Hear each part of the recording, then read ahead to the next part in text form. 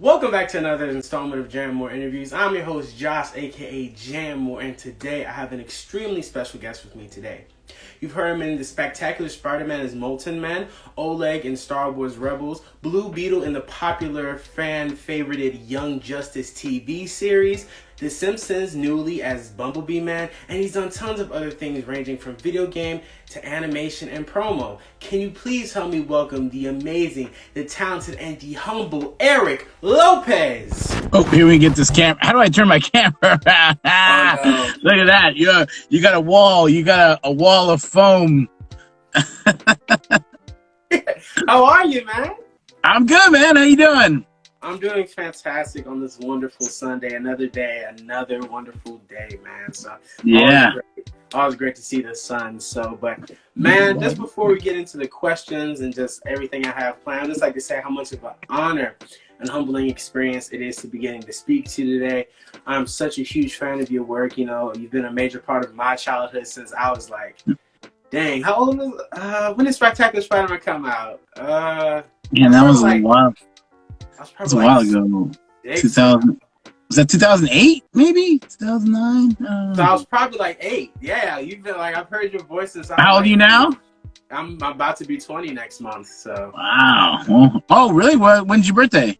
May 23rd. Nice. Mine's coming up. I'm April 20th. So I think we might be the same sign. I'm not sure. You know what? In my research, I should have looked that up. I don't know. I probably should have, but I did a ton of research. But you know, to speak on the research, I've just looked at all the stuff you've done, your resume, and also just a lot of stuff you've been a part of. Like, one cool thing that I didn't know that some others might not be aware of is that you're an artist and an illustrator, and you've been doing this since you were young. And you know, how did that all start? You know, you even took art classes in Arizona. Yeah. I started out. It's funny. It was a funny story. I used to draw, like, just sketch, like, you know, just to kill the time and stuff. And so I started out sketching, like, as a kid, just like, you know, I kind of like have attention. I think I might have ADD, but I'm not. I've never been officially diagnosed. So I'm. So like I was always sketching and drawing in class, and one of my teachers actually, like, I was always getting bad grades because I was just like always in the clouds and always, you know, drawing in class and stuff. So, but one of my teachers was actually, he was an art teacher, I think at the college, and he taught. I think I had him for homeroom in elementary, and he was really cool. He nurtured my art by, like, he basically offered to, he said, if you do your assignment, your outline or whatever it was called, we had to do this every week. He's like, if you just draw like a cover page, like a cover page for this, and it's complete and it's finished, I'll give you a passing grade. He's like, so you'll at least pass. And I was like, deal. And so I would just leave the inside blank. I wouldn't do anything on the inside and spend the whole week sketching, you know, drawing something cool on the outside.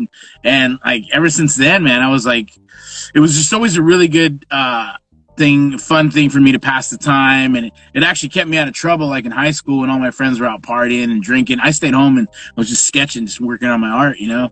And to this day, like I sketch every day. It's not even like it's not an aspiration like professionally. I just do it. It's like therapeutic, you know. I love it. It's meditative, and I love it, man. It's my favorite thing to do. Just to I'll never just sitting around. I'm always sketching. I have a sketchbook with me wherever I go. It's just a part of me, man. You know, it's like breathing, you know, it's like, and it feels good because I never feel like I'm wasting time. I'm constantly getting better at something, you know, so I'm either most of the time I'm sketching or I'm writing, you know, so yeah. That is a beautiful thing, and I really relate to that high school thing because I never really got invited to parties, but, you know, I was always in my room just like doing art, playing video games, just doing that, connecting with people online. You know, just I love art. I'm a huge fan of the arts. I love looking at my posters around the wall and just I just love that stuff so much. The arts means so much to me, especially as someone who, you know, like high school was tough, you know, dealing with people who, you know, popularity clicks, all that stuff. High school. Oh man, that all goes away. and it So means nothing. It means nothing when you get older, and you can all of a sudden you realize just how deep and how much substance you have, and how much more value you have than these shallow ass people. You know what I mean? yes, I was just talking about this to my friend yesterday because like some kids like are already showing that they've peaked because they're going to like high schooler parties. I'm like, bro, you're in college. Go away. What are you doing? Man. It's so embarrassing. Like, it's weird. I don't know why people want to come back to high school so bad. It's and it's a good thing to feel that because you kind of it prepares you. I don't know if you notice if you like keep in touch with any of those people, but I've noticed that a lot of the people that were like that in high school, when they get out into the real world, that's a new thing for them. They don't know what that feels like, to feel like an outsider or to not be seen or whatever. So they're like, it's all new to them, and they gotta learn that stuff now in their adulthood, where we learned it as kids, right? We learned it as like we were like, oh, this is nothing. This is my life. My life's always been like this. Yeah, I've always had to try to navigate. Was nothing to me. Like yeah, man. Like we've always had to try to like navigate social situations ever since we were kids and stuff. So I feel like we got a leg up as outcast or outsiders. Definitely, 100%. And another cool thing I found out about you was you're part of the Voicenado cast, which I've spoken to a couple of the cast members. I spoke to Untitled Chapter. Trying to work on getting Fred on. He's already agreed, but it's hard to get in touch with him. So maybe yeah, he's busy. He's such a nice guy, though. He'll do it if he's got the time. He won't do it for like not wanting to do it. He wants to do everything. That guy's awesome. He's the sweetest guy, man. He's the best. Oh no, I met him at Dragon Con in Atlanta. It's September. Just the sweetest guy and just so nice and so open. So yeah, definitely. But what is that all about? Like, what is Voicenado for people who might not know what that is? Voicenado was put together by our leader of that group, Kif Vandenheuvel, who's that guy is like super multi-talented. Also, he right now he's starring on he's co-starring on Young Rock. He's playing Pat Patterson, so that's a huge thing for him. He's been in like. He was those two cops that come in Batman versus Superman when they find Batman like on the corner, and he's hanging. No. He's that lead cop that comes in, and yeah, he was in that. Dude, he's in tons of stuff. He's like the guy you forget you saw in all these movies but he's awesome, man, and he's super funny. He's an improv comic. He's a super talented voiceover guy. You should try to get him on here too, man. Kip Vandenheuvel. He put it together. He put it together years ago. I don't remember. He wanted to do like a kind of like, cause he's a big improv guy. So he wanted to do like a voice actors improv on the stage type thing, like panel. And we all just, he put together everything.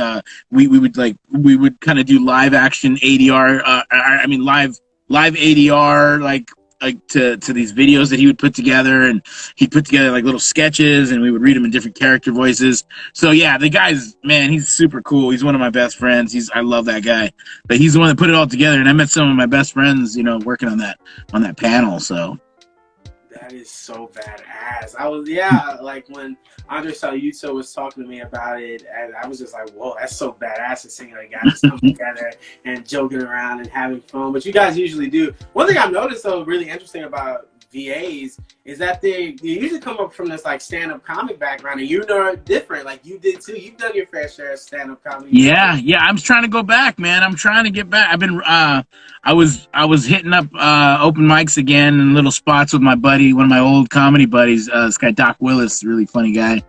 And we were hitting it up, man. We were going out every week, and then the pandemic hit and then screwed everything up, man. I was getting back in my comedy rhythm, and then the pandemic screwed it up. But like I've been writing the whole time. I'm constantly writing jokes and stuff. So I got like notebooks full of stuff that I need to try out. So, and like I said, like I'm more comfortable now that I'm older, and I'm not trying to be the cool comic anymore. I just want to be funny, Funny, right? So yeah. So I think when I go back, it'll be fun. it'll be a lot more fun from when I started out. Because when I started out, I first moved out to LA, and I was, you're desperate. You just want to get your claws somewhere, and claw in somewhere and go for the ride, right? Like, so that's why. And now with I got a voiceover career, and it seems pretty stable. So I can go and be artistic in comedy and not have to stress about paying the bills. Bills will get paid through the voiceover. And yeah, you've really kicked it out of the park, and I'm like, hats off to you as you continue to do that now, because I know they're trying to lift COVID restrictions more in LA specifically, because I know I was the tightest one there. So hopefully you're able to do all of that and just really, sink your teeth into it. I'm excited. I would love to see you come to Georgia or do something. You're in Georgia? Yeah, I'm in Atlanta. Yeah, Atlanta. Nice, man. Ever been to? I went to me and my buddies. We do a football trip every year. We try to go to a new stadium, and we went to Georgia. Our third trip. It was cool, man. We went to Atlanta. I was like, man, this is nice there. Was it the Mercedes-Benz Stadium? No, they were building it right next door. But luckily it was the Georgia Dome. But at least I got to see the Georgia Dome, man. Georgia Dome was sweet. I was like, why are you tearing this down? This thing is nice. But they wanted that Mercedes, dome. So that thing fits I think someone was telling me it fits 40,000 people. It's an extreme amount Mercedes-Benz could. Yeah. Big. It's insane. I was gonna go there for a Metallica concert because I'm a big heavy metal guy. I love nice. And stuff like that. Yeah. So they get to go, but hopefully when it comes next time, they go back to that same stadium, because love to be in there with just experience that, because it looks so cool. Yeah, I gotta go see that one now that it's built. Now that one's there, I gotta go check that out. Yeah, hopefully you can come to a con out here, man. There's tons popping up. Oh, dude, I would do it, man. I gotta get a con manager. I don't have one. All my buddies have con managers, so I gotta get a con manager or whatever, a little con agent or manager to get me in there and send me out, man. I would love to go see the country through cons. That would be awesome. I know, man. Oh gosh, I need me a blue Beetle on my wall. Maybe a blue Beetle. Yeah, man. Look at that collection you got back. That's awesome. That I got a ton of figures too, but I don't know. Hold on, not to flex, but okay. So if you look there, I have one signed by Fred Tatasciore, Ben Diskin, Roger Craig Smith in the corner, Jason Spizak, Steve Williams signed this Wolverine statue when I met him at WinterCon, and hold on, let me get it for you. That's another nice guy. He's super cool. He signed this for me. Oh, man, that's awesome. The Weapon X one. That's cool. You are the best there is at what you do, because I interviewed him too, so he was kind of... nice, man. That's cool. Yeah, it's something I'm really proud of. When you buy your figures, do you do the one to open, one to sell, and one to keep? No, I'm not that intense. It's either I open it or I don't. There are some of you that are not open, and there are some, obviously you can see that are open, but this really depends on what I want to do with in the future. So I know, man. I have some, and I open them, and then I feel bad that I open them, because I'm like, oh, now it's... I used to feel that same way too. But then I'm like, well, no, I'm gonna keep them. I just need a better display. I just need a better setup. I don't have really anywhere to display them. So I'm friends with a lot of collectors, and sometimes they just flex their collections on me, and I'm like, ew, because I don't have that, or yeah, one of my buddies is hardcore Batman fan. And he has the expensive ones, the big ones that are with all the detail. He's got a case full of these. Yes, I know exactly what you're talking about too. Yep. Yeah, man. I'm like, oh, man, I don't remember. The Batman movie? Yeah, I loved it. That was so cool. I can't get over that. Such a great I know. I can't wait to see where they go with it, man. It's gonna be awesome. Teasing so much too. I'm just we can talk about everything all over the time. But now I want to make it back to you. So there's tons of stuff we're gonna get into about your work, but I want to know a little bit more about you as a person. I love doing interviews because I get to learn more about the person that I'm bringing on. And my first question I ask is, what's one memory you had that you would say describes your childhood? Oh, one memory that describes my childhood? Oh, man. I guess it would have to be watching movies with my brother and my cousins and stuff, because that was such a big thing. It was like, because I grew up in a small town in Arizona. It's called Kingman. Not as small now; it's bigger now. But I remember watching, like, we would always watch movies, and that was like my window to everything. Like, I got, that's where I got introduced to comedy. I got introduced to, movies through that, like, just like culture. Like, I mean, hip hop. I got introduced to hip hop through TV, right? Like, we used to watch MTV Raps and Headbangers Ball. And that's why, like, I think when I moved out to the city, I get along with so many different types of people, because I was, watching these different shows and channels, and I was into all this different stuff. So I'm like, I kind of fit in a little bit everywhere, So like that, to me, that's always a really special memories, watching movies and shows with my dad and my brother and my brothers and my sister, and we still reference stuff, from those old days and those old movies. It's like, it just doesn't get old. That's probably some of the funnest stuff. That, and obviously, family get-togethers was a huge influence on my life too. So, yeah. That's a beautiful thing, man. Seriously, I know, I'm sure all that stuff that's helped you become a better artist too, because you're watching all these movies, gaining stuff from different cultures and hearing different sounds and how things are made. I'm definitely sure it's helped you create voices for some of these characters you've played. I mean, that's one thing that I've learned from BAs, is they've talked about like how they gain inspiration from voices from like old movies that they grew up with, or like old shows back in the day, like in the 1920s, and took them from big actors back when they were big then, and all that stuff has just helped them make, or bad impressions, even bad impressions have helped too. So yeah, man, that's awesome. Yeah, I definitely relate to that too in some regard. Yeah. But I was listening to an interview, and I was really intrigued by this, because me, I'm a mixed kid. I'm Black and Puerto Rican, so I have both cultures there. And you were talking about in this interview a little bit, and hopefully I don't get this wrong. So I have bad memory. So if that's okay. Me too. If I've been saying anything, go ahead and curse me out. I'll be like, no, never, man. Okay.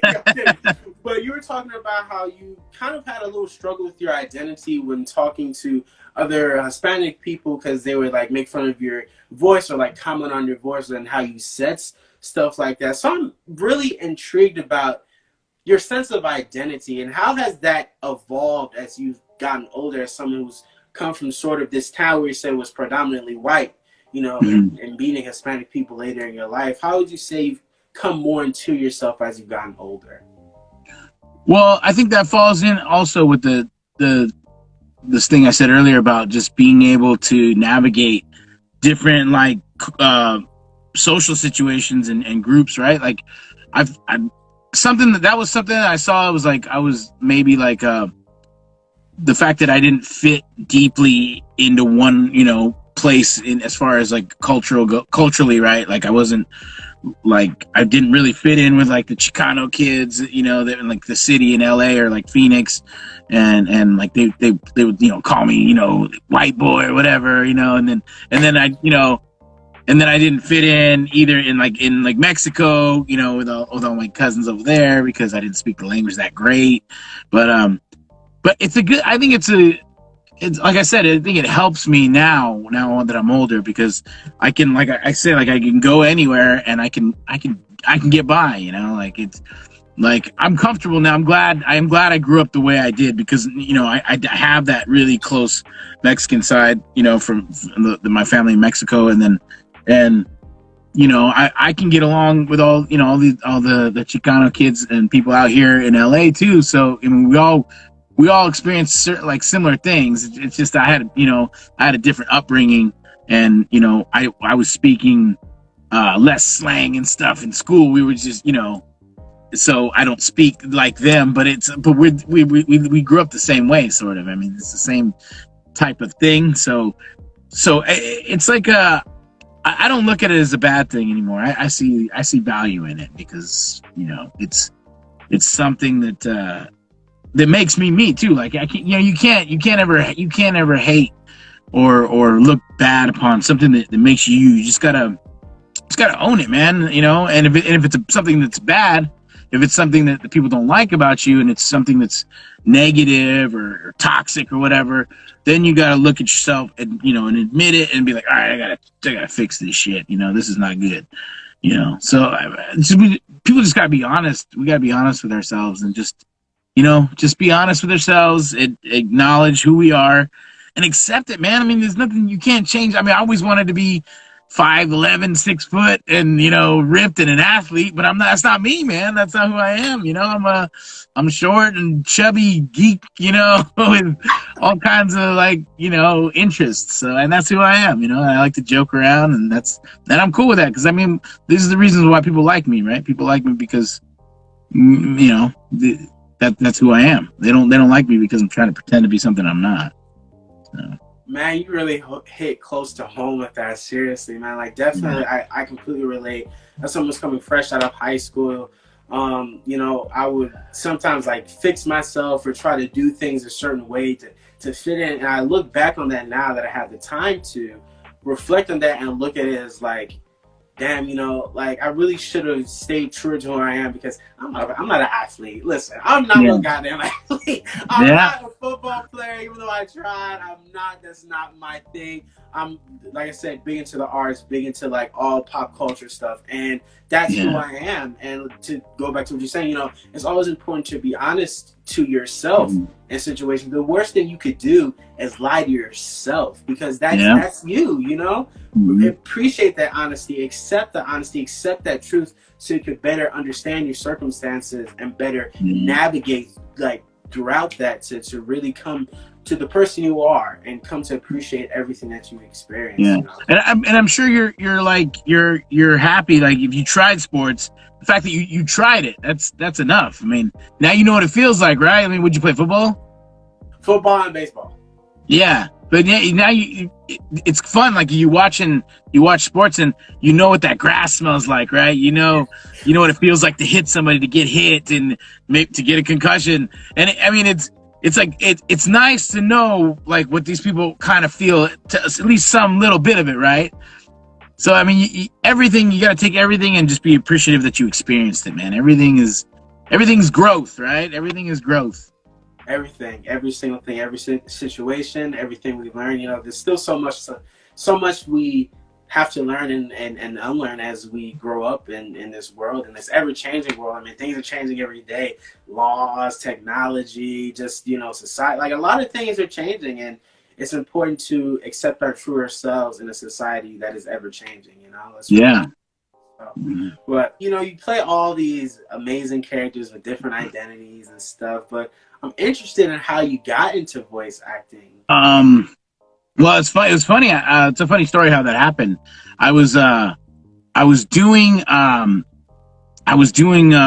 comedy, right? And it was really wearing on me, because the hardest part about comedy is getting stage time. To me, you know what I mean? It's not performing so much as it is just because when you're up there, you're performing. You prepared, you did everything you could, and you're ready to go. Hopefully, you know, you're ready to go.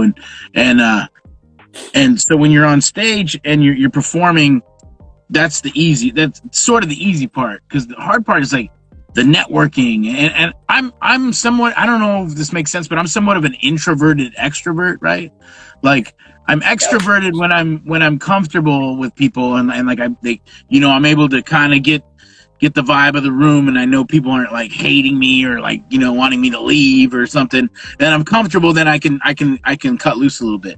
So, but if I'm not, then I'm kind of quiet, and I'm just kind of, like, watching and, you know, like, you know, checking everything out. So it's really hard for me to, like, you know, to ask anybody who's running shows, like, hey, can I get a spot, you know? And usually, this is back then, I don't know now how it is now, but, like, you know, usually it's a kind of like a shake my hand, I shake yours type thing. Like, you get me on your show, I'll get you on mine. And later on that worked, because a buddy of mine, my friend Randy, and I started a show out in Simi Valley, and we got it really big. We blew it up, and it was helping us get spots, but then I think the place closed down, and so we didn't really have any bargaining chips after that, you know. So comedy, it got to a point where like I was having a lot of trouble getting stage time. So I was like, man, So I wasn't really getting up a lot, and I was really getting burnt out on comedy. And it wasn't because I was getting burnt out on the act of comedy. I was getting burnt out on just the business of it, the politics or whatever. And I got a buddy of mine, Richard Villa, was looking for people to do voiceover on this really low budget show on a local channel called LATV, and they were doing like a stop motion animated show, kind of like Robot Chicken, but with the little homie dolls. Remember the little homie dolls you get in the little machines, the quarter machines? I know what you're talking about, yeah.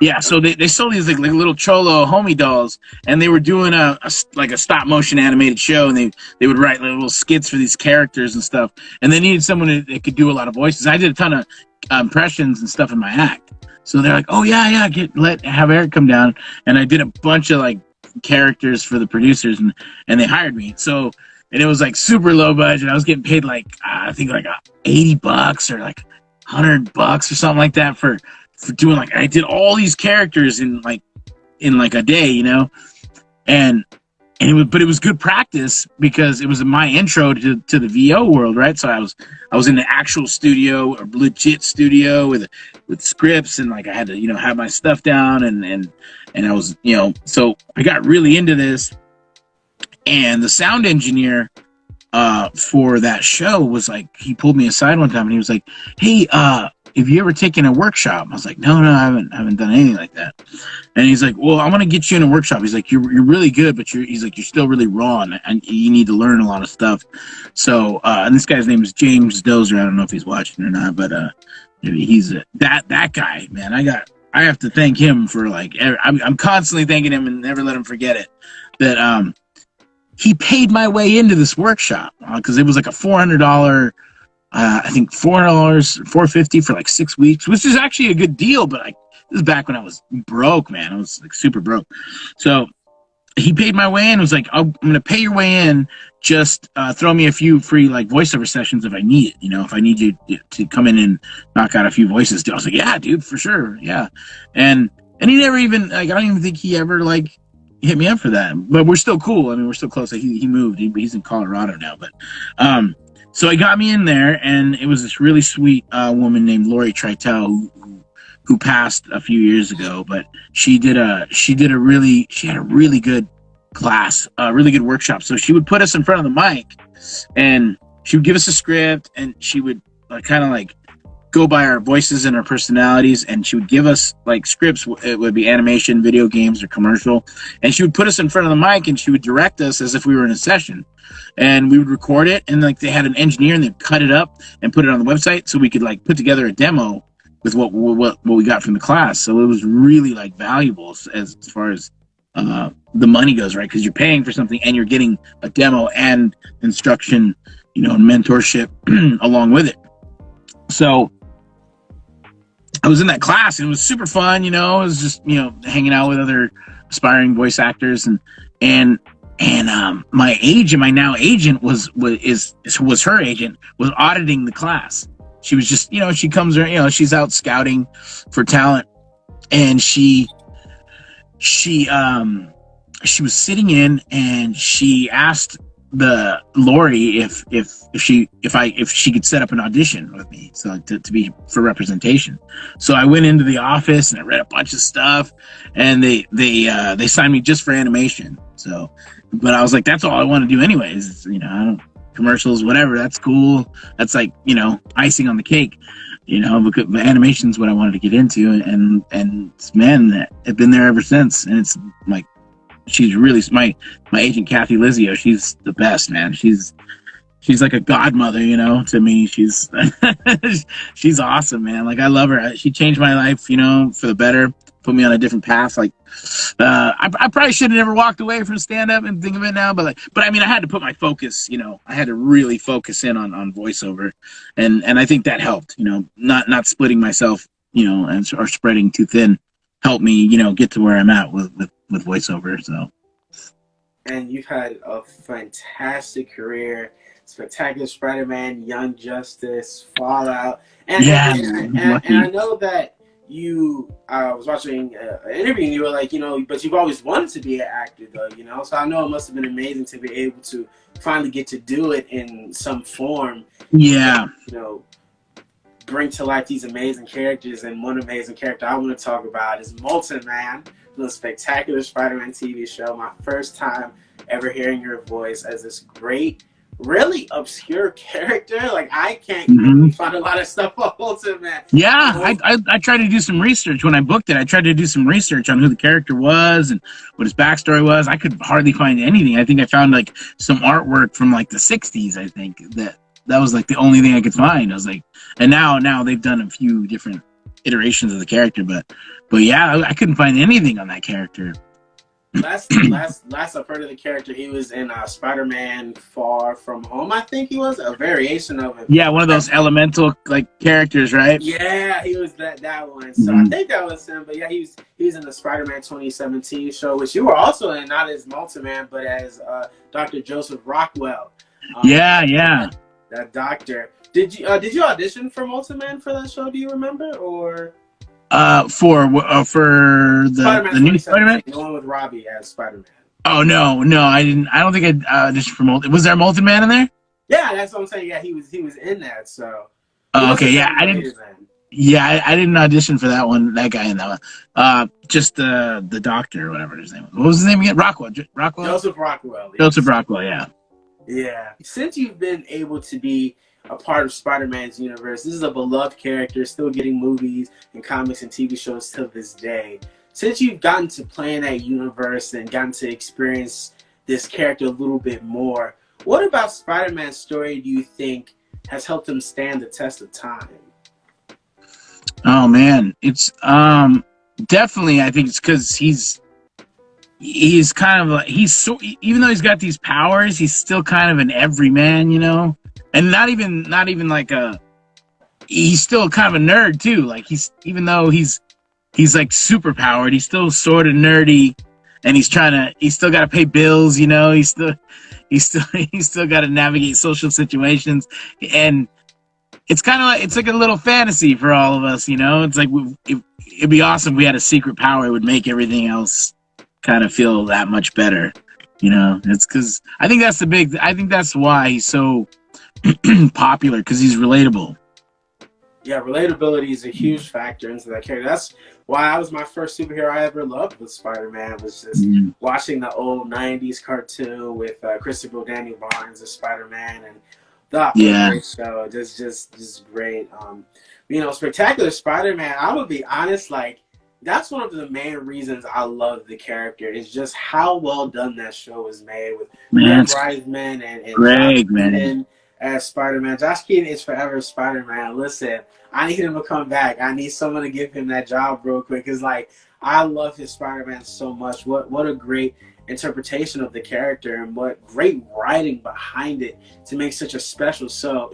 I'm still pissed that show got canceled, but I know. Hey, me too, man. Believe me, I wanted that show to go run for years. I was like, we're on season 4 of Young Justice, and that's like, to me, that's crazy because they brought us back. So I was hoping they would bring back Spectacular Spider-Man, but yeah, no such luck.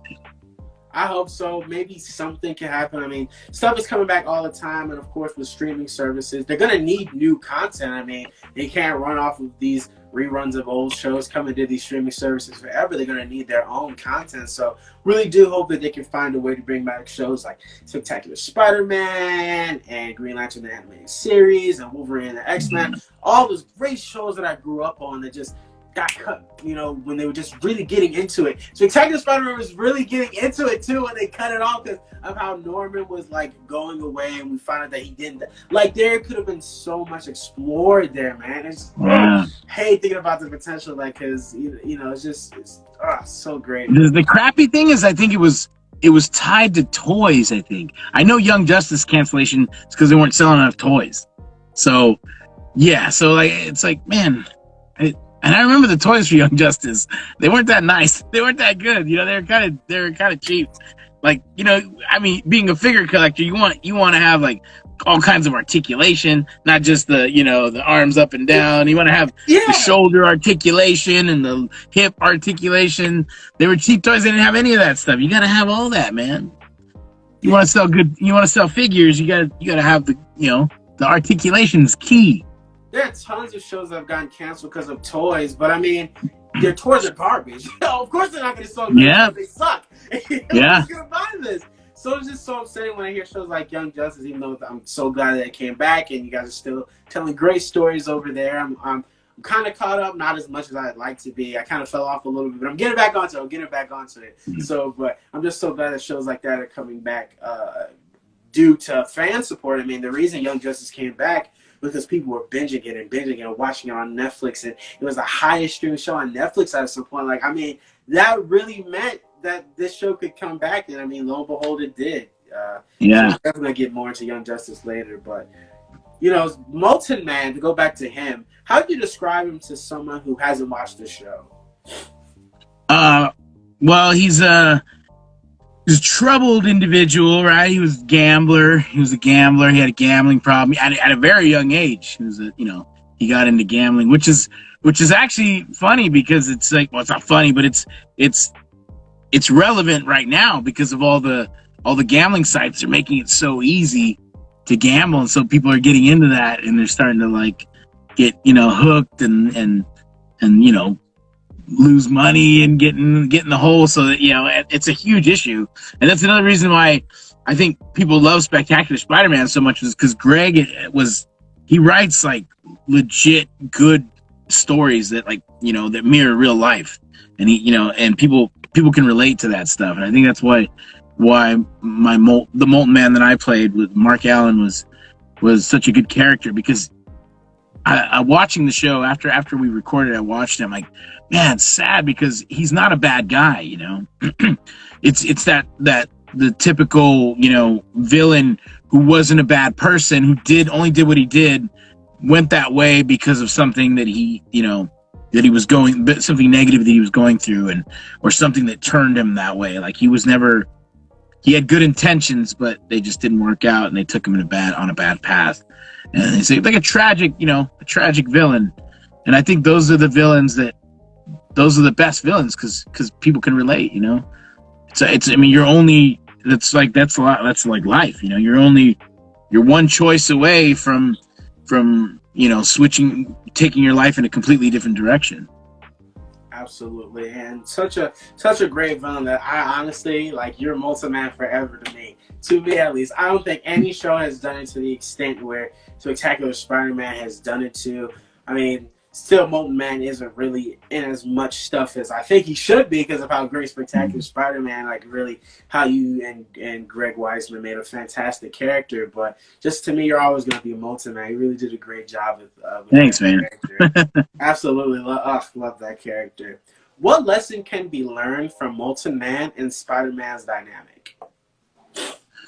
Man, lesson can be learned from understanding, I guess, because I remember Molten Man was going really hard against Spider-Man, but he tried his hardest not to hurt him. He tried his hardest to understand and like to be sympathetic to what he was going through, and to realize that this isn't all just him. He's not doing all this on his own. And he was being manipulated and pushed. So understanding was, I think, a big side, a little takeaway from that, I think, was what they were going for, because not everybody who's acting out is doing it for malicious reasons. There's always something behind it. There's always something else going on, and that people should ask, like, oh, why are you doing this? Like, is there any way we can, what can we do to help you, fix the situation and get you out of this negative place, And I think that's the most important thing.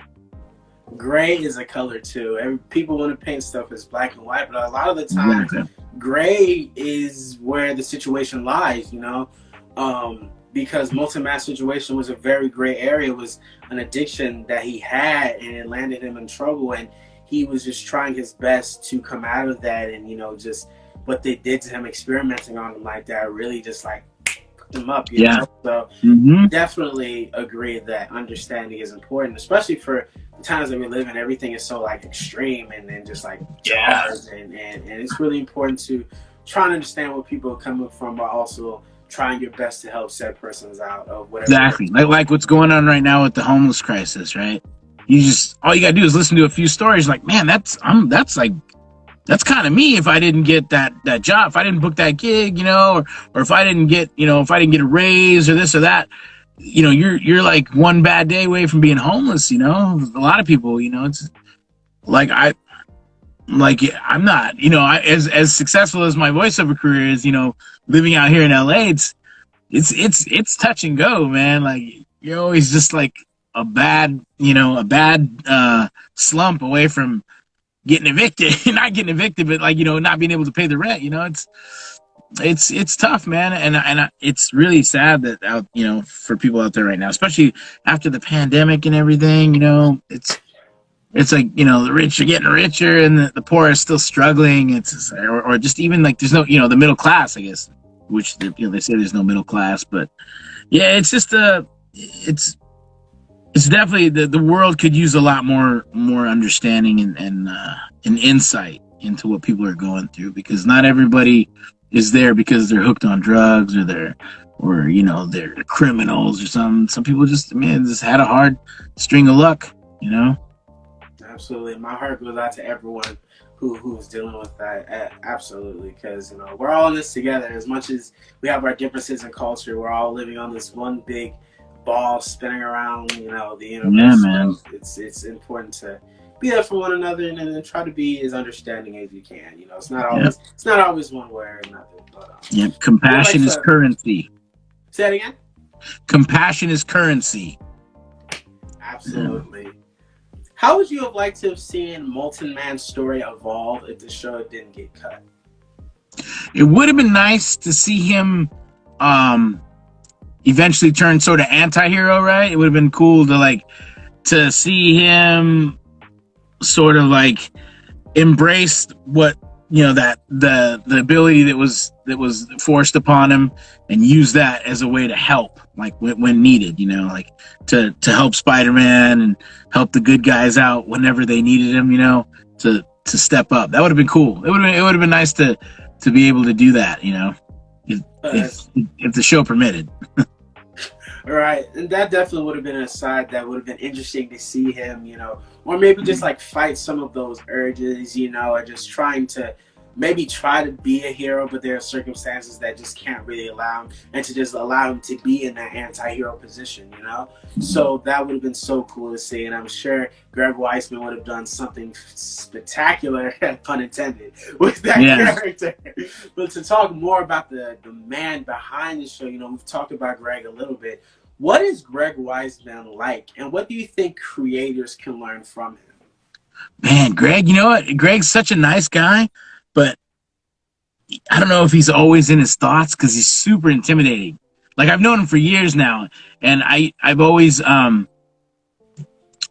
been like I wasn't sure if he liked me at first. I was always kind of like, oh man, I wonder if this dude, because he's very stoic. He's very, and he's just to the point, and he's stoic, and he's like, all business.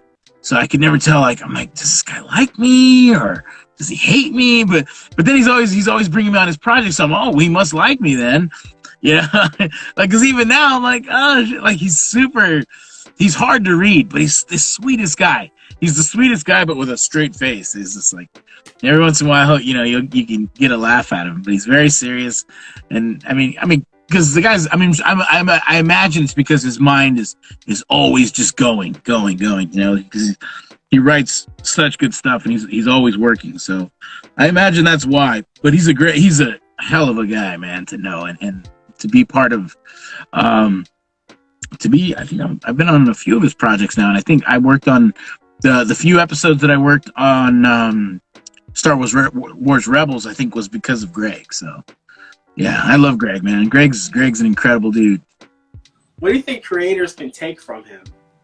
Always write from a place of, I think always write from a place of trying to do better, right? I think because he when he writes, it's not just for the sake of writing some cool action scenes or something. Or there's always substance and there's always a hidden message, an underlying message, positive message, and he's always sort of trying to teach, with his writing. There's like always an underlying, lesson going on there.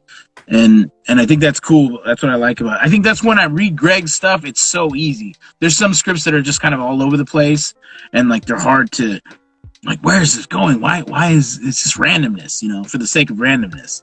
But when you read Greg's stuff, it's like reading a really good comic book, or like reach a really good or a good story in a novel, like, a graphic novel. It's just really, it's full of substance and depth and richness, and it's just always, I guess, don't take the cheap route. I mean, go, dive deep. Think about it from all angles. Yeah. Do the work. Do the work. Do the work, absolutely. Yeah. A lot of ways a story can go, and that's what I love about writing, is just adding those underlying themes or making a character interaction meaningful or having it mean more later on or mean more there than here. I just love that. Writing is so much fun to me. I love writing. So it's such a great thing to do. And like you said, you work with Greg on a lot of things, and the thing you work with him the most on, I would say, is Young Justice as Blue Beetle. One of my favorite. I think that has to be my favorite role of yours you've done, or one of my favorite. I just love Blue Beetle. Such a kick-ass character, man. Oh my God, like, what a cool character. And in a way that because Blue Beetle's been in stuff before. He was on Batman Brave and the Bold before, because I remember that's the first time I saw him was as Will Friedle as Blue Beetle with Diedrich Bader as Batman. Oh, and I read for that too. I didn't get it. Wait, seriously? Yeah, I went in for like a callback at WB for that. I was so excited. But like those ones, man, they're like, I think I want them so bad that they get in my head. And like, I don't know if I just screw them up or something. You just don't get it sometimes. But like, man, I've learned to just kind of like do my best, go with my gut, and then just let it go. Because there's been so many times, like, I don't know how many times I've auditioned for Batman. I really want to be Batman on an animated show. But yeah, so you just read for it, and then you just let it go. Hopefully if it comes back, then it's meant to be. But if not, whatever, But that one was huge, man. I mean, I'm sure I've done a ton of interviews where I've talked about the Blue Beetle, like me not knowing what it was when I first went in there, right? So the good thing about that is I couldn't even get psyched out about it being a DC project or Young Justice. So luckily I didn't know about that till I went to my first session. So that was a good thing, because otherwise I might have psyched myself out, man. Yeah, and man, has it paid off. Like I said, I love your rendition of the Blue Beetle. I think that's the best the character's been done so far. I mean, Batman Brave and the Bold was cool. It had its funny camp, which is great, awesome. All power to all the shows that in games that feature Blue Beetle. But I think here, it's just how relatable he is, and a lot of the journey that he went throughout Young Justice is just makes a really great character.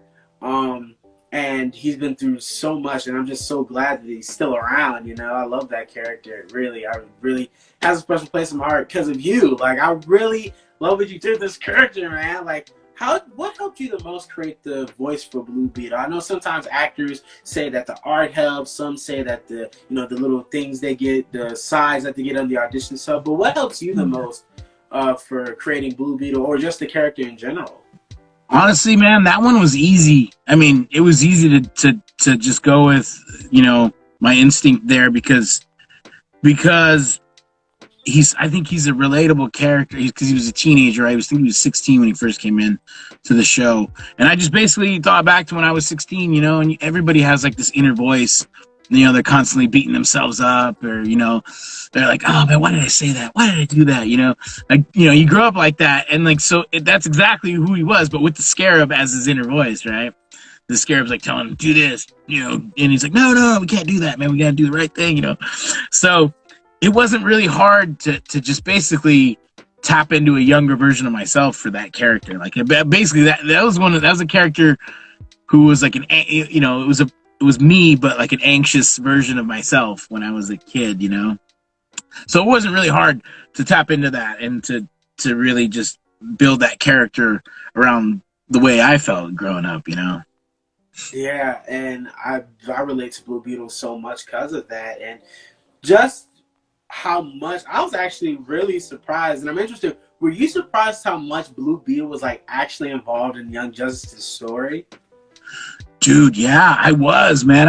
I didn't know that the story arc was one of the the main story arc was going to be Blue Beetle and the Reach, and like when I started getting the scripts, because we didn't get them till like a few days before. We didn't get them a day before the session. So I only had like a day to read over it, and I was like, wow, this is a lot of stuff. I was like, I don't think I'm a side character. So, like, when we go in the sessions, it was a heavy load. It was probably the biggest character I had to that point. And yeah, man, and still to this day, like one of my favorite role ever. So, I mean, so it means a lot when people say that, like, I'm the one that gave Blue Beetle a voice, and I'm like, man, that's really cool. That's some heavy stuff, because like if I would have known that this many fans were going to be commenting on it and influenced by it, I would have been like, oof, I might have screwed it up. I don't know. It's cool they're getting a movie now too, right? Like the Xolo Mariduena's playing him, who I worked with on Victor and Valentino, the guy from Cobra Kai.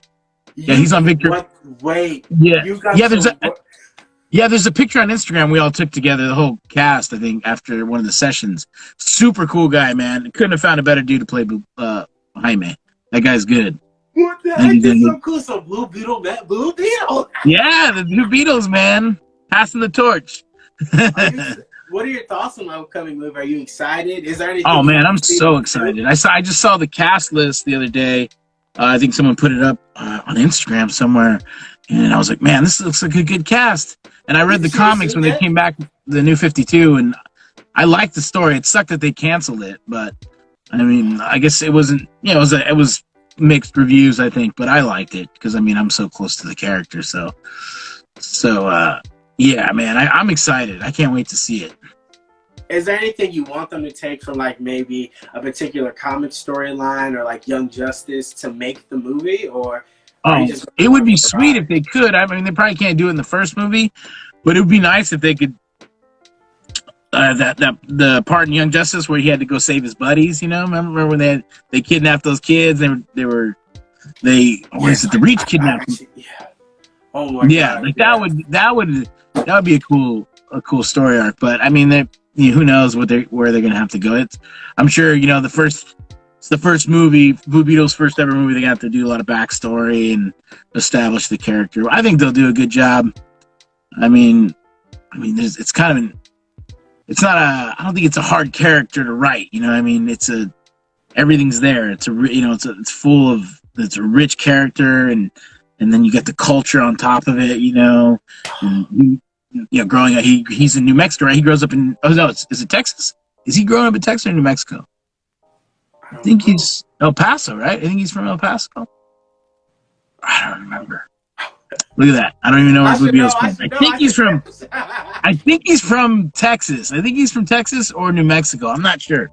But yeah, there's a lot of rich culture down there, so there's a lot there for them to pull from. Someone said he's from El Paso. They confirmed. El Paso, yeah. Kate, hi Kate. She's a huge Gust Tumbleweed fan. She's awesome. Oh, what cool.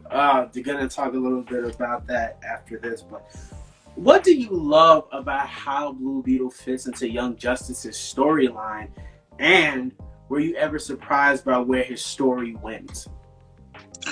I was surprised, but I was glad. I was glad to see that they took him. They went down that where they took the Scarab over. The Scarab took over, and he kind of turned like kind of evil Blue Beetle there for a minute. It was kind of like that was cool, man. That was a lot of fun to get to kind of play that duality, the kind of like, because I always remember, even though it was kind of like dumped on Superman 3. I really liked in Superman 3, the Christopher Reeve one, where he kind of turned bad. He got what was it like? What did he get? He got like some bad kryptonite, and he turned bad, and like he kind of went bad for a second. You never seen that one? I haven't seen it, but that just sounds so goofy. Oh, you gotta watch it, man. It was kind of bad. A lot of people didn't like it, but I mean, I was into it because I was a huge Richard Pryor fan when I was a kid too. So Richard Pryor was in it, and like it was Superman. So like I watched it, and I was like, that was the coolest part, like to be able to see someone like Superman turn bad, and then come back and then redeem himself. That's what I liked about it. Is it reminded me a lot of that. You know, the hero that turns bad and then comes back. So. Is there any territory of Blue Beetle that you want them to expand upon as Young Justice continues? Or do you think they've touched everything?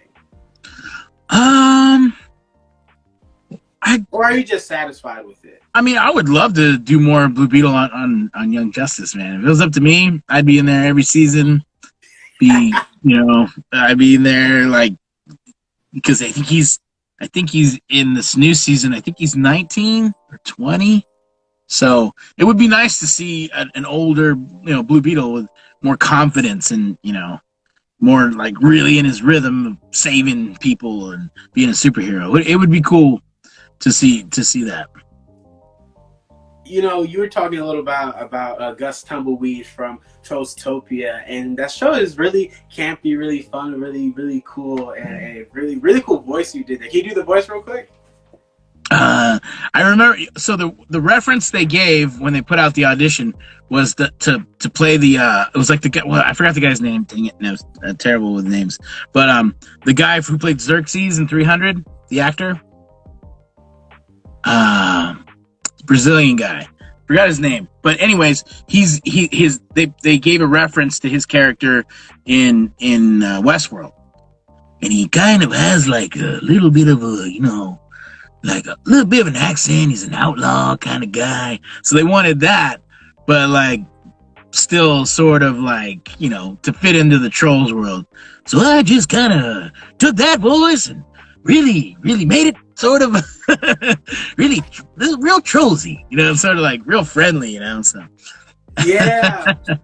As an actor, do you lean more towards sort of that funny kitty type thing? Or do you lean more to sort of the serious side, like Young Justice, Spectacular Spider-Man type stuff? Oh man, I like it. I like it all because the Young Justice stuff and the serious stuff really feels like acting. It's acting, you know what I mean? It's real acting. Like when I'm doing it, I could easily be doing it in front of a camera. So that's fun, and it makes you feel like, oh yeah, I'm a freaking actor, man. I did that. I tapped into that emotion, But the fun stuff is like the cartoony stuff, man. That stuff's fun. It's super fun. Like I love doing that. Like we just did I'm on I don't think it's a secret anymore, but I haven't posted about it because I wasn't sure when my first episodes were airing, but I'm playing Sir Butterscotch on Santiago of the Seas on Nickelodeon. And that character, we just did a huge like episode that was like really heavy of that character, and he's just super funny too. Like, so those really like huge cartoony characters are super fun to do. Yeah, those are always fun. I mean, it's always just fun to do a voice that's so far off from your regular voice. Absolutely. That's one thing that intrigues me about voice acting, and why I'm studying it right now is just to do those different voices. Because, I grew up doing impressions. I'm a huge Transformers fan. I love Transformers to the death of me. I do not care. I love that. That show's really inspired me, and the franchise has really inspired me as an actor. And I always did a bad Peter Cullen impression of Optimus Prime, and I just do these. I think we all did a bad Peter Cullen, but that's okay, man. It's kind of like a Christopher Walken. Everybody's got one, right? Oh yeah, everyone, and that's just so cool to me. Is just doing that, or making your voice higher, or adding a little rasp to, like that is just so cool. That's like making a new character, or taking inspiration from like a bad impression you did back in the day and making it this whole new character. I just love playing around like that. It really stimulates the mind, and just like playing around with. Oh, I love that. I just love toying with stuff like that, which is something that I feel like you could do with on camera, but not to the full extent you could do with voiceover. Like there's a whole range of stuff you could do, and that's what's so intriguing about voiceover to me and so many others. Is just like being able to be a different character and not be sort of like casted in just sort of just this thing, you know, like on camera you can only go so many ways because of your physical voice or how you look physically. You got to be grounded in reality unless you're doing like a cartoony like character in a sketch or something. And you know, I'm intrigued by the debate where, you know, obviously, you know, you in The Simpsons took over the voice of the character of Bumblebee Man, and obviously before that was played by I don't know, but I assume it was a white person because they replaced. Yeah, it was Hank Azaria, the guy who does he just like does everybody on there. He's Mo. Oh, I know him. Yeah, he did. I know him most as Venom from the original 1990s cartoon. He did Venom for that. And he really? I didn't even know that. Yeah, that was him. Mm-hmm. Oh, wow. I know him the best for that. And I'm just intrigued on your take on this. I love what you did with Bumblebee Man here in the clips. As I was making that edit, I don't know if you saw it. I posted on Instagram.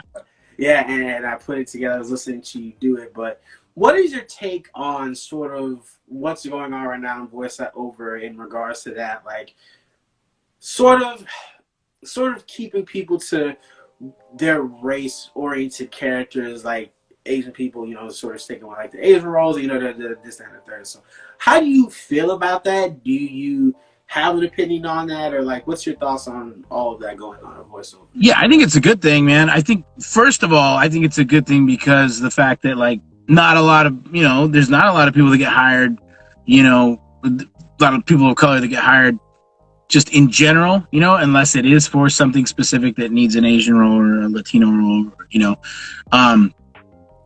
So I think it's a good thing, and I also think it's a good thing because if it's a new character, right? If it's a new character that needs to be heavily, if it needs to be heavily like characterized, I think, you know, is the word, to make it real caricature-y and sort of, you know, funny. You can get more of a realistic take on it rather than just a kind of like a stereotypical, like, oh, this is what I would think, you know, a freaking Pakistani, you know, like store owner would sound like, right?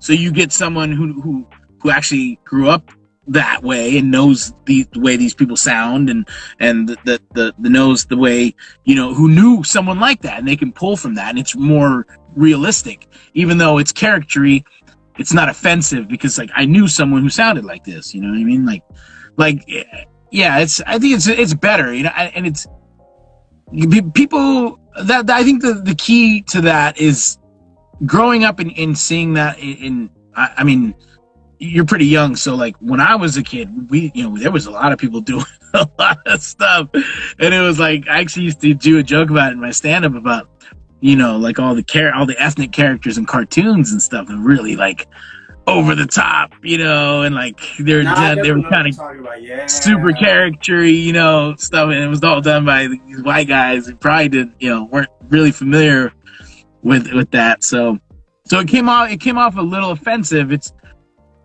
It's not to say that the voices, because the voices are great. You know what I mean? The voices they're funny, and they're just like they're good. It's good voice work.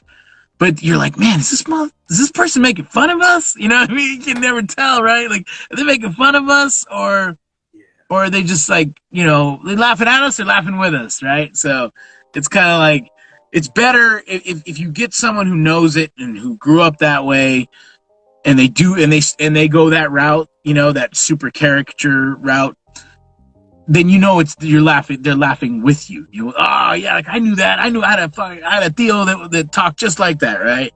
You know, it's like it's better that way. And then that way, when all the people that didn't grow up like that, all the white people laughing at it, it's like that's okay. You know, that's us. That's our gift to you. You know, we're letting you into our culture, right? That's our inside joke that y'all can take part. Yeah, we're letting you in on our inside joke now, right? Yeah. So that's why I think it's important. I think it's important that people of color should be playing people of color in animation as well.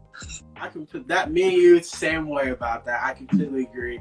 I'm so excited for the future of entertainment and just how, you know, smaller content creators are getting a chance here, especially more representation being put in shows and I love that so much. People are getting a chance now, and it's just not all Whiteville, like more people get Well, to and it know. also, it also helps too. I think it helps make us just. I mean, we're just shows that we're just common. We're your neighbors. We're just fellow Americans like you. We're all living in this country. We have a little bit different like experiences than each other, but we're all in the same pot, right? We're all here, and I feel like that's the thing that's always been a thing is people try to separate and put everybody in a box. Oh, this is what these people do, and this is what those people do, and it's not always that, because there's people, like I said, like me growing up, like I related to a lot of my white friends, because we went to the same schools and we were in the same classes, but our home experiences were different, right? Like, I had a very Mexican, American home experience. Like my dad was like, he was first generation. And so like, he was like very American, was in the military but super proud, super proud of the culture and of his background. And my mom was just straight up Mexican, right? She's from Mexico, and we got, spoke Spanish only to us. And so it was it's a different way of growing up, but I didn't, going over to my friend's house, there wasn't much, the family dynamic was very similar, but it was just different nuances. So, I mean, it's a good way to show that, like, man, we're all kind of the same. I mean, there's a lot of similarities. Just like with when I went to New York with my buddy, he's Puerto Rican and he's from New York, and yeah, so being around the Puerto Ricans, I was like, man, you guys are a lot like Mexicans, we're all kind of similar, and we do a lot of similar things. There's different flavors, different flavor of the food, different types of food, but it's all family, it's all love, it's all the same, stuff. Definitely. And I'm about to say, is he me? Because I'm from Queens and I'm Puerto Rican. Yeah, I love the world, and I just want people to understand that, even though we're different, like you said, we're all similar. We're all come from sort of similar backgrounds and sort of doing similar things. And what makes us awesome is just all of our different cultures, So it's definitely a great thing. It's a great thing. But now I want to transition into my fun part of my interviews called Weird and Wacky. It's where we have 1 minute to answer a series of weird and random questions. No one has gotten to a record of 15 questions, although the current championship title holder is Simon Norfleet with a record of 14 questions answered. Do you think you can beat him? 14 questions? What are the questions now? What are they about? Just random, weird, wacky questions just coming from the top of my head. Oh, okay. All right. Yeah, I think I can answer a lot of your questions. Okay. Might have a new championship title holder, y'all. Are you ready? We'll set the timer in 3, 2, 1. Longest time period without taking a shower. Oof. Oh, pandemic, man. It was probably about, I think I went about a week and a half. Taking a Favorite shower. movie growing up? There's many, but the one that stuck to me that just blew me away was Terminator 2. Favorite genre of music? I gotta go hip hop. The biggest inspiration in the acting field? Biggest inspiration in the acting field would probably be now or before? Now. Robin Williams. Favorite color? Black. Favorite dessert item? Favorite dessert item? Cheesecake. Would you rather be bit by a dog or stung by a bee? Bit by a dog. Would you rather? Favorite brand of shoes? Is that 13? That was 8. Oh, 8? Oh man, I took too long. I think too. I'm just. I need too many details. I'm real detail oriented, and I just go on tangents, man. I'm telling you. I'm the same way. We relate so much. My ADD brain. Same way. But now, Eric, thank you so much. I've had so much fun getting to talk to you, get to knowing about you so much more. This is my final question for you. And like I said, I'm a huge fan of yours, and I love a lot of the work you've done. Huge inspiration to me, especially as someone who's trying to break in. So just huge honor to be speaking to you today. But my final question, if you were given a mic and the entire world can hear you, what would your current message to the world be during these current times that we live in? Obviously, the pandemic is still going on. Laws are being changed around the world. There's a lot of confusion and chaos. It just seems happening every day. So what would you say to people around the world, and they can all hear your message? I guess the biggest thing, the simplest thing I could say to people that could be, I think, most helpful is just talk to each other. Just talk to each other. Like I noticed, like I said earlier, like I've navigated through so many different types of ideologies in my life, and I've gotten along with so many different types of people, and like growing up, like I said, like where I grew up it's a little town, but it's a melting pot of so many different cultures and people, and they don't even realize it's an ultra conservative, like, you know, right wing like sort of town, the way they vote, but everybody is different. Like everybody, and we all got along. Everybody got along because we just talked to each other. Like we were forced to be in the same schools, in the same churches, in the same stores and restaurants, and we all you're forced to talk to each other, and if you talk to people, you know, and you realize just how, like I said, you realize just how similar you are. You realize that we're all going through the same things, and we're all, like, unless you're talking to a billionaire. But even then, like I've talked to like ultra rich people at like events and stuff, and if you just talk as a person, they're like, wow, there's a weirdness, because there's this, you know, this wall full of like class wall that's up, right? But if you're talking to people and you're just speaking from the heart and from like your soul and what you're into, what you like, you find that there's a lot of similarities. You know, that there's a thread that runs through all of us. You know what I mean? And if we just talk to each other, I don't think that the hate can win. You know what I mean? You know, I feel like if we talk to each other and we just try to understand each other and just listen, talk and listen, right? You can talk, but you got to listen too. You got to listen to what the other person has to say, and everything can be solved, man. Anything can be solved if you just talk and listen to each other, because you realize, like, man, we all just want to, like, unless you're a complete evil villain that just wants to destroy everything, right? Everybody just wants to live a good life and have fun and love each other and you know, yeah, sometimes we want our enemies to get what they deserve, right? But like not in such a sense that it would just wreck their whole existence and their family's whole existence. You know what I mean? It's everybody's just, we just need to talk to each other, man. Because like I deal with a lot of people that are on the, like, I'm more liberal, you know, I lean more left but I'm close to a lot of people that are the opposite, and it's because we talk to each other, and there's love in between there. You know, when you talk, you know, there's a connection, and you realize, like, man, this is all kind of bullshit, right? It's all, you know, what people try to tear us apart and stuff. We're all together, man. We really are, and I think people just talk to each other and we listen to each other. We can get a lot of things done and go a lot of places. That's wow. Damn, about to make me cry. Hold on now. Because no. Me too, man. I'm all welling up here.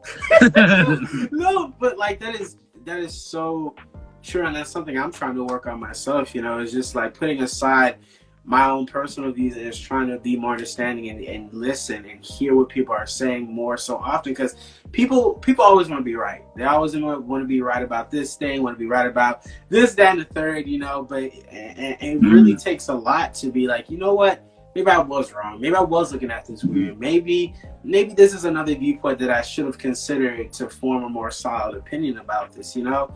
Yeah. And that's such an important thing to what you're saying, is just like talk and listen to what the other person is saying. I mean, yeah, it feels good to win, right? It feels good to be right or get your point, you know, win an argument. But then at the end of it all, it's just like, is it better to win the argument, or is it better to be better on both sides because of it, you know, to grow from it?